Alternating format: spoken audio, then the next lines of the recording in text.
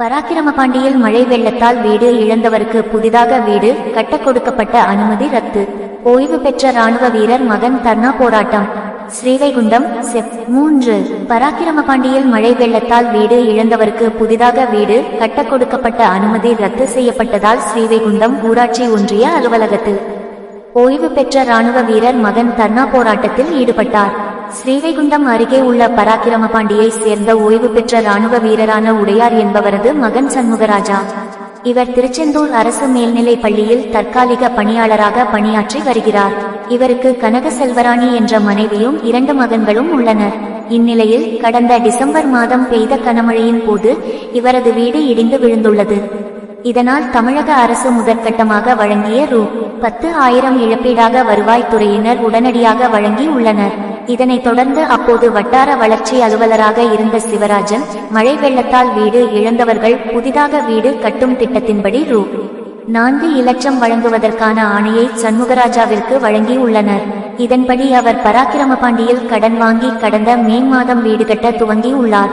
புதிய வீட்டிற்கான முதல் தவணை கிடைக்காத நிலையில் ஸ்ரீவைகுண்டம் ஊராட்சி ஒன்றிய அலுவலகத்தில் அது குறித்து கேட்டபோது வீடு கட்டும் நிலம் அவரது பெயரில் இல்லாமல் அம்மா முனியம்மா பெயரில் இருந்ததால் பணம் வரவில்லை என தெரிவித்துள்ளனர். இதன் பின்னர் கடந்த ஜூலை மாதம் அம்மா பெயரில் இருந்த நிலத்தை தனது பெயருக்கு மாற்றியுள்ளார்.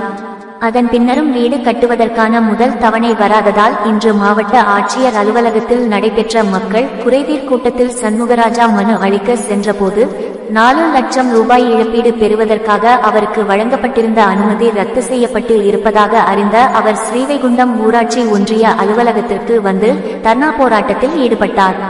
முதலில் அவருக்கு வீடு கட்ட கொடுக்கப்பட்டு இருந்த அனுமதி கடித்ததை கையில் வைத்தபடி தனக்கு வீடு கட்டுவதற்காக 4 லட்சம் ரூபாய் வழங்குவதற்கான அனுமதியை மீண்டும் வழங்கும் வரை உயிரிழந்தாலும் இந்த இடத்தை விட்டு நகர மாட்டேன் என கூறியபடி தொடர்ந்து தர்ணா போராட்டத்தில் ஈடுபட்டார்.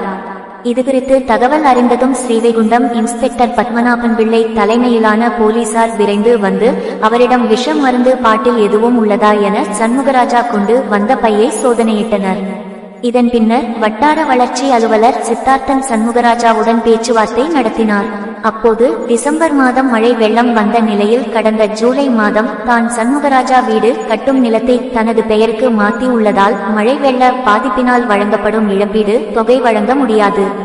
கலைஞர் வீடு கட்டும் திட்டத்தில் சண்முகராஜாவிற்கு வீடு கட்ட அனுமதி வழங்கிட பரிசீலிப்பதாக உறுதி அளித்தார். இதனை ஏற்ற சண்முகராஜா தர்ணா போராட்டத்தை கைவிட்டு கலைந்து சென்றார். எனக்கு ஆர்டர் வந்து நான் 4 லட்சம் ரூபாய் இன்னைக்கு போட்டு உட்காந்துட்டு 2 பிள்ளையோட இன்னைக்கு ஒரு சாதாரண ஒரு குடிசை வீட்டில் உட்காந்துட்டு இருக்கேன். வீடே இல்லாம வீடு ஃபவுண்டேஷன் வரைக்கும் நான் போட்டேன். முதல்ல கீழே நான் பட்டா என் பேர்ல, அதுக்கப்புறம் நான் மாத்திட்டேன் பத்திரத்தை. என் பேர்ல பத்திரம் மாத்திட்டேன். நிவாரண திட்டத்தை இவங்க முதல்ல வந்து எங்கிட்ட ஆர்டர் கொடுக்க முன்னாடியே எங்க பேர்ல இருக்கா என்ன இருக்கு எல்லாம் விசாரிச்சுட்டு செய்யணும்.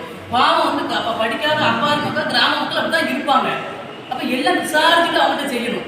ஆர்டர் உடனே கையில் கொடுத்து அவன் நகையை வச்சு வட்டிக்கு வாங்கி வீட்டை கட்டிட்டு இப்போ எதுவுமே தர முடியாது எப்படின்னா என்ன அர்த்தம்? அப்போ அவன் முதலமைச்சர் சொன்ன நிவாரண திட்டம் பொய்யா? மக்களை ஏமாற்றும் திட்டமா இது? இலவச வீடு தூத்துக்குடி மாவட்டம் அழைஞ்சி 1 வருஷம் ஆயிட்டு இன்னும் வரைக்கும் இந்த எந்த சிறுவண்ட தாலுகா தூத்துக்குடி மாவட்டத்தில் ஒரு வீடு கூட முழுசா கட்டவே இல்லை. ஆட்சிக்கு வந்து 4 வருஷம் ஆயிட்டு இன்ன வரைக்கும் பிரச்சனை இல்லை. நாங்க 4 மாசமா அந்த ஆட்சி நடந்துட்டு இருக்கோம்.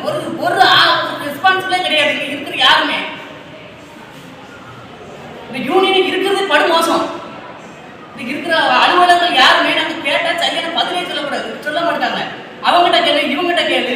கலெக்டர் ஆஃபீஸ் போனா இவங்க பிளாக் ஆஃபீஸ் போங்க, பிளாக் யூனியன் வந்தா கலெக்டரேட் போங்க. கலெக்டரேட்ல இன்னைக்கு கூட நான் பேசுறதுக்கு பெடிஷன் கொடுத்து என்ன சொல்றாங்கன்னா அந்த வீடியோ மேல ஒரு வக்கீல் நோட்டீஸ் கொடுங்க. கலெக்டர் ஆஃபீஸ்ல இப்படி சொல்றாங்க. வீடியோ மேல வக்கீல் நோட்டீஸ் கொடுங்க, கேஸ் போடுங்க. கேஸ் போட்டு நிலைமையில நாங்க இருக்கோம். நான் இந்த மாதிரி என் பேர் எப்படி டெலிட் ஆகுன்னு கேட்டேன். அப்ப ரீசனான சொல்லணும். என்னோட பேர் டெலிட் ஆக காரணமே எனக்கு தெரியல. நான் தான் பயணியாளி சார். எங்க அம்மா வந்து ப்ராப்பர்ட்டி உள்ள வாங்க. சரி நான் வரல, எனக்கு வேண்டாம். எனக்கு வீடியோ வேண்டாம், பேசுவோம். அண்ணா நான் உங்ககிட்ட எத்தனை பேசிட்டேன், எத்தனை திருப்பி ஆஃபீஸ் வந்து அழைச்சிட்டு எத்தனை பேசிட்டேன். நான் ஒரு படிச்ச இங்கிலீஷ் நிலைமைன்னா எத்தனை சார் உங்கள்கிட்ட வந்தேன், எத்தனை சரி. அப்ப நான் உங்ககிட்ட கேட்டேன், நீங்க சரின்னு சொன்னீங்க. ஆமா. சரின்னு சொல்லிட்டு எப்போ கேட்டீங்க உங்களுக்கு தரலாம் தான் சொல்லுங்க. நான் இன்னைக்கு கேட்டேன், நேர்ல அங்க அவங்க ஏன் கேட்டீங்க? அப்ப நான் நான் லட்சம் கேட்டு தெருவுல வந்து எந்த இதுவுமே இல்லையே. எனக்கு இந்த முதல்ல எனக்கு இந்த இலவச வெள்ளத்துல பாதிக்கப்பட்ட வீட்டுக்கு எனக்கு எதுக்கு என்ன காரணம் ரிலீஸ் ஆயிடுச்சு? உங்க காரணம் லேண்ட் இல்ல ரிலீஸ் பண்ணி. சரி, அப்ப என் பேர்ல லேண்ட் இல்ல, அப்ப எனக்கு ரெண்டுமே வச்சிருக்கோம்ல. எனக்கு என்கிட்ட வந்து சொல்லணும், கவர்மெண்ட் கொடுத்து சார் உங்க பேர்ல லேண்ட் இல்ல, உங்களுக்கு வேற ஏதாவது லேண்ட் இருக்கா அப்படி எனக்கு கேட்கணும்ல. நீங்க இப்பதான் லேண்ட் மாத்திருக்கீங்க. எப்போ நானா ஆபீஸ் 3 மாசம் கழிச்சு வந்தப்ப கேட்டப்ப சொல்றாங்க, ஏன்ட்ட யாருமே அந்த அதாவது உங்களுக்கு கேட்கிற தரலான்னு தெரியாது. அது மேல உட்காந்துருந்தா அது மேல வந்து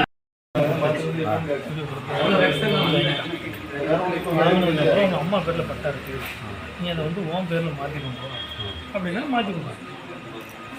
மாற்றினதுக்கு அப்புறம்